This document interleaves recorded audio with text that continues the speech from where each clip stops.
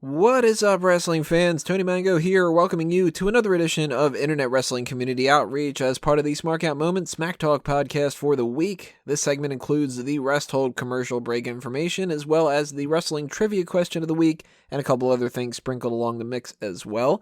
We're going to start things off with the Smark My Words fan-submitted comment of the week, and the winner this time around is Silent Win of Doom. During the Monday Night Raw chat, we were having a whole big discussion about just how shitty that episode was and everything, but there was one little highlight during that whole episode, and that was the little backstage segment between Brian Kendrick and TJ Perkins. And they were having a discussion about how he's no longer the guy that he used to be and all that. So Silent Win of Doom threw out a reference to a joke that he had mentioned even earlier in that same part of the night.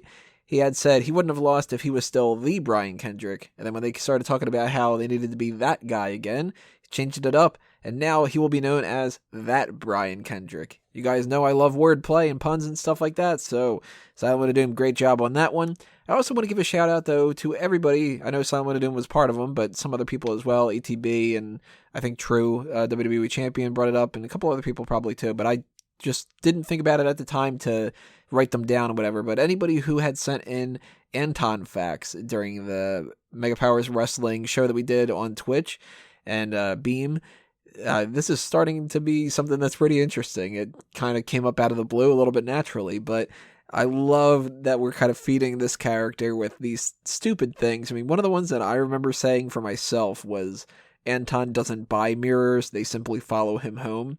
And other people were saying everything from Anton, I think one of my favorite was Anton disowned his parents at the age of 4 and stuff about, the pink shirt and all that. So I'm loving it. I'm sure there's going to be some different things throughout the next few weeks and stuff. I'd end up giving that some of the comments of the week and stuff. So stay tuned for that. But thank you to everybody who left comments all over the different avenues that we have, YouTube, Twitter, so on and so forth, including our Facebook group, The Megamaniacs. You can find that at facebook.com/groups/The Megamaniacs. Makes a lot of sense, right?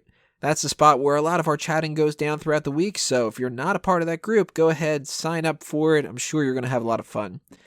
We have the November mailbag special coming up in a few weeks, so if there's any questions you want to submit to us to get to know us better about wrestling-related things or anything else, just whatever questions you have, you want to pick our brains about something, either send us an email through the contact form of the website or tweet us at SmarkOutMoment with the hashtag mailbag. I'll backlog that for the next few weeks, and when we get down to doing the mailbag, then we'll answer them. If you're looking to help support the growth of Smark Out Moment, you can do so in a few different ways. As far as monetary donations go, there's the PayPal button, the YouTube fan funding module, or Patreon, or you can also buy t-shirts, mugs, and other merchandise over at our Redbubble and TeePublic shops, which keep having different t-shirts taken down. It's pissing me off, but we have a TeePublic shop for Fanboys Anonymous as well. All that money goes directly towards trying to fund some new things for Smack Talk and Smark Out Moment and all that kind of stuff. You can also help us gain more followers, because more followers equals more views, and that always ends up going in the right direction there.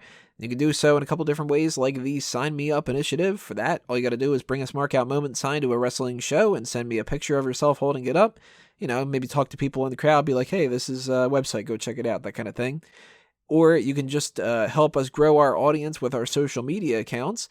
Like and share our posts on Facebook, retweet and follow us on Twitter, give the YouTube videos a thumbs up, share them, leave your comments to keep the discussion going, subscribe if you haven't already, and share the website's articles, the YouTube videos, and all that other kind of stuff by posting them on Reddit and everywhere else on the internet that you can think of, because anything you guys do to get our name out there is going to be greatly appreciated, because it all helps. It's all going to end up gaining us some support. The same obviously applies to Fanboys Anonymous, which is my spot for movie reviews and other things like that. I'm going to be doing an Inferno movie review. Actually, I usually do 2 movie reviews for everything, the Minuteman review and the Review Point. So Inferno's coming out, Doctor Strange is coming out afterward. Those are the things to pay more attention to over the next 2 weeks or so. Follow that Facebook and Twitter account and the YouTube channel, and of course go to fanboysanonymous.com for the content there. And that brings us to the major topic of the video, the wrestling trivia question of the week, otherwise known as the Ask Him. let's backtrack to last week's question, which was, who was the last person to defeat Bill Goldberg? And the answer to that one was Chris Benoit.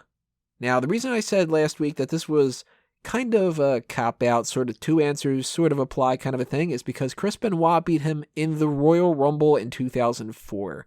So you sort of can count it because Goldberg was a competitor in that, but it's kind of a shady thing to do. So the other answer was Triple H. He defeated Goldberg and Kane to win the title at Armageddon on December 14th, 2003. So a lot of people guessing Triple H, Bobby Lesnar G86. He actually got both of them. He said Triple H or maybe Benoit if you count the Royal Rumble. So kudos for pointing that out because I don't think anybody else did either here. Raw Watcher says totally buffed in WCW. Declan Mackery goes with the Triple H answer. And Peter Piccinini says July 28th Dolph beat, but it aired August 6th on SmackDown. Friday, my birthday. This week, I really don't know, but I'll guess Triple H. I don't remember Dolph beating Goldberg, but I think there's some wires crossed along that one. Although I'd be fine with Dolph beating Goldberg. Why not? So this week's question is going to be about Hell in a Cell. Who has the most amount of wins in Hell in a Cell matches? If you think you know the answer, or you want to leave a guess or anything else, drop those comments below. I'll tell you the answer next week. But that's going to do us in for the Ask Him and the IWC outreach and all that other kind of content for this edition of the Rest Hold / whatever we're going to call this thing. Still haven't figured that out.